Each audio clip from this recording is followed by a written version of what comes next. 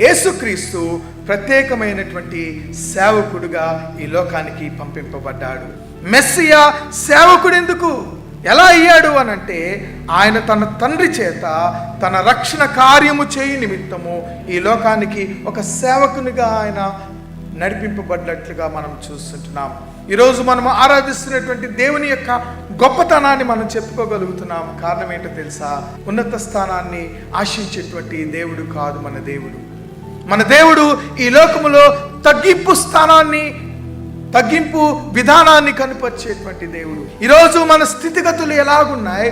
మనము దేవుని ఆరాధించటానికి వచ్చి దేవుని వలె మన జీవితంలో తగ్గింపు స్థితి లేకపోతే, అనుకువ జీవితము లేకపోతే, నమ్రత జీవితము లేకపోతే, దేవుని ఆశీర్వాదాలు మనము కోల్పోయేటువంటి వారముగా ఉంటాం.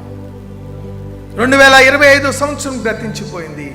మార్పు లేని జీవితముతో, మారు మనసు లేని జీవితముతో ఇంకా ఈ స్థానంలో మనం కూర్చునుంటే దేవుని యొక్క ఉగ్రతకు మనము పాలయ్యేటువంటి వారముగా ఉంటాం.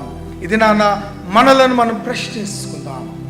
దేవుడు మనకు పునరుద్ధాన జీవిత అనుభవాలను దేవుడు ఎందుకు ఇచ్చాడనంటే, తన కుమారుడిని ఈరోజు ఒక రాజుగా పరిచయం చేయట్లేదు, మనకి ఒక ఉన్నతమైన వ్యక్తిగా పరిచయం చేయట్లేదు, ఒక సేవకునిగా ఆయనను పరిచయం చేస్తున్నాడు. ఆ సేవకుడు ఈ లోకానికి వచ్చి సేవా పరిచర్యలో నిమగ్నమైనటువంటి వాడుగా ఉన్నాడు.